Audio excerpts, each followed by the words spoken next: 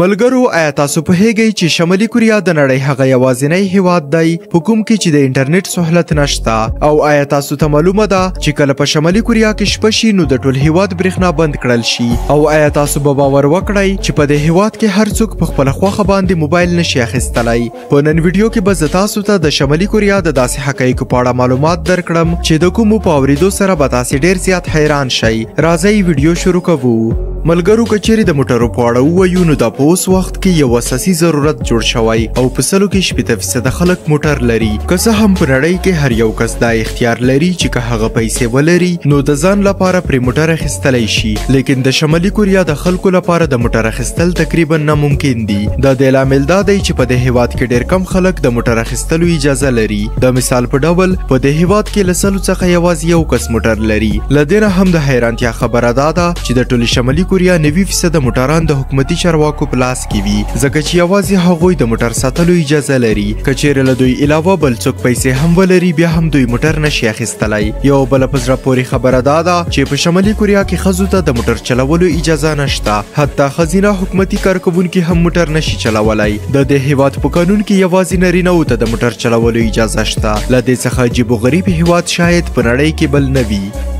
ملګرو که چیرې د موبایل خبره وکړو نو په نړۍ کې زیاتره کسان له موبایل پرته نشي اوسېدلی او اوس دا د هر انسان اساسي ضرورت جوړ شوی لیکن آیا تاسو به باور وکړئ چې په شمالي کوریا کې هر چاته د موبایل د ساتلو اجازه نشته په دې هیواد کې ډېر کم خلک داسې دي چې هغوی ته د ضرورت مطابق د تلیفون رجسټر کولو اجازه ورکول کیږي پاتې نور خلک خو تلیفون لیدلی هم نشي له دې څخه هم حیرانونکې خبره دا ده چې هغه کسان چې موبایل ولري هغوی هم یوازې محدود خدمات استعمالولی شي د دوی تلیفون په باقاعده ډول کنټرولیږي او تر څارنې لاندې وي یو بله په زړه پورې خبره دا ده چې له دې موبایل څخه هیڅوک انټرنیشنل کال نشي کولی د داسې موبایل له اخیستو نه خو دا غوره ده چې انسان خپلو خپلوانو ته خط ولیکي ملګرو په دې خبره خو موږ ټول پوهیږو چې که یو څوک پیسې ولري نو هغه هر چیرته جایداد او ځمکه اخیستلی شي او بیا هغه څه د ده په نوم کیږي لیکن آیا تاسو پوهیږئ چې په شمالي کوریا کې داسې نشي کیدلی د شمالي کوریا خلک جایداد ځمکه او کور اخیستلی شي مګر هغوی هیڅکله مالکان نشي کیدلی د دې لامل دا دی چې د شمالي کوریا د ټولې خاورې مالک کیم جونګ اون او د هغه کورنۍ ده د دې هیواد د قانون مطابق هر هغه څوک چې غواړي جایداد واخلي نو هغه ته یو سند ورکول کیږي په کوم کې چې لیکل شوي وي چې تاسو ته دا ځای په موقتي ډول درکول کیږي او دولت هر وخت له تاسو څخه دا ځای بیرته اخیستلی شي تر ټولو مخکې خو د شمالي کوریا خلک دومره غریب دي چې جایداد نشي اخیستلی او که بیا هم یو څوک په ډېر کوشش سره د ځمکې یوه ټوټه واخلي نو هغه هیڅکله د ده په نوم نشي کیدلی له دې څخه بدتر هیواد په نړۍ کې بل نشي کیدلی ملګرو په نړۍ کې ډېر داسې وروسته پاتې هیوادونه شته چیرته چې د برېښنا قطعي شتون لري لیکن څه به پېښ شي چې هره شپه د تیارې په رارسېدو سره برېښنا قطع کړل شي په شمالي کوریا کې هره شپه یو داسې څه ترسره کیږي د سټلایټ د راپورونو مطابق هره شپه د شمالي کوریا د استوګنې منطقې په مکمل ډول تیاره کیږي په اصل کې کله چې په هیواد کې دننه د تجارت او نورو د بندېدو وخت راشي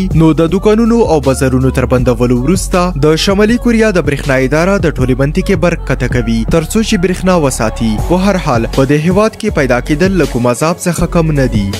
ملګرو په نړۍ کې هیڅ کوم داسې هیواد نشته چیرته چې د انټرنیټ سهولت نه وي موجود حتی چې اوس له دې نه بغیر ژوند کول هم ستونزمن دي لیکن تاسې به باور وکړئ چې شمالي کوریا د نړۍ یوازینی هیواد دی چیرته چې د انټرنیټ سهولت نشته تاسو به فکر کوئ چې له انټرنیټ بغیر دا هیواد څنګه پر مخ ځي نو تاسو ته باید وویل شي چې په شمالي کوریا کې یوازې 5500 کسان داسې دي کومو ته چې د انټرنیټ کارولو اجازه شته او په دې کې زیاتره دولتي کارکوونکي دي له دې علاوه زیاتره خلک خو انټرنیټ هم نه پیژني لیکن له دې نه هم حیرانونکې خبره دا ده چې هغه کارکوونکو ته چې د انټرنیټ کارولو اجازه شته هغوی هم د یوې ځانګړې سرچینې له لارې انټرنیټ استعمالولی شي او یوازې محدودو ویب سایټونو ته لاسرسی درلودلی شي د دغه سرچینې مکمل کنټرول د کیم جونګ اون په لاس کې دی که چیرې کوم څوک د وی پی ان او نورو په کنیکټ کولو سره په غیر قانوني توګه د انټرنیټ د استعمالولو کوشش وکړي نو هغوی ته یا د ټول عمر د قید سزا ورکول کیږي او یا هم ورته د مرګ سزا اورول کیږي په زړه پورې خبره دا ده چې دا قانون د کیم جونګ اون د کورنۍ په حیث یو غړي باندې نه پلي کیږي او هغوی انټرنیټ داسې کارولی شي څنګه چې موږ کاروو ملګرو د نن ویډیو تر همدې ځایه وه که مو ویډیو خوښه شوې وي حتما یې لایک کړئ له خپلو ملګرو سره یې شریکه کړئ او د نورو په زړه پورو معلوماتي ویډیوګانو لپاره زموږ چینل در سره سبسکرایب کړئ